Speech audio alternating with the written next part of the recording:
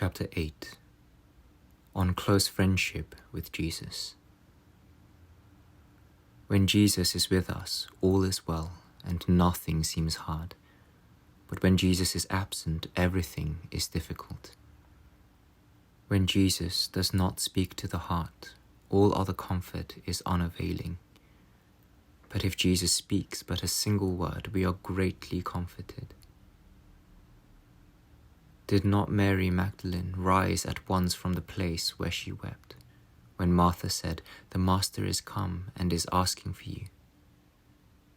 Oh, happy the hour when Jesus calls us from tears to joy of spirit.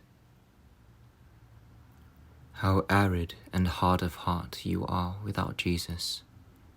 How foolish and empty if you desire anything but Jesus. Surely this is greater injury to you than the loss of the whole world. What can the world offer you without Jesus? To be without Jesus is hell most grievous. To be with Jesus is to know the sweetness of heaven. If Jesus is with you, no enemy can harm you. Whoever finds Jesus finds a rich treasure and a good above every good. He who loses Jesus loses much indeed, and more than the whole world. Poorest of all men is he who lives without Jesus, and richest of all is he who stands in favor with Jesus. It is a great art to know how to hold converse with Jesus, and to know how to keep Jesus is wisdom indeed. Be humble and a man of peace, and Jesus will abide with you. But if you turn aside to worldly things, you will soon cause Jesus to leave you, and you will lose his grace. And if you drive him away and lose him, with whom may you take refuge, and whom will you seek for your friend? Without a friend you cannot live happily, and if Jesus is not your best friend, you will be exceedingly sad and lonely. So it is foolish to trust or delight in any other.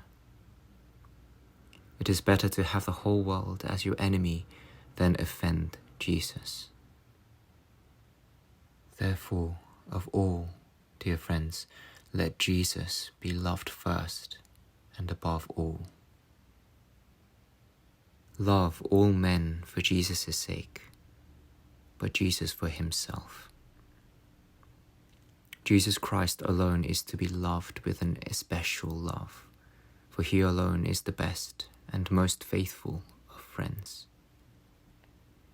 In him and for his sake love both friend and foe, and pray to him for all of them, that all may know and love him.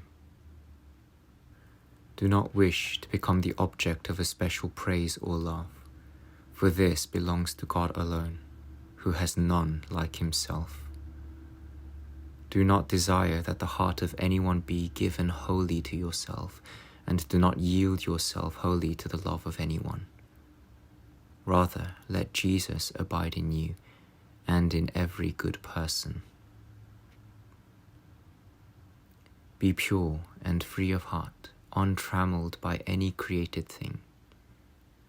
Offer to God a pure and spotless heart, if you wish to be at liberty and see how gracious the Lord is.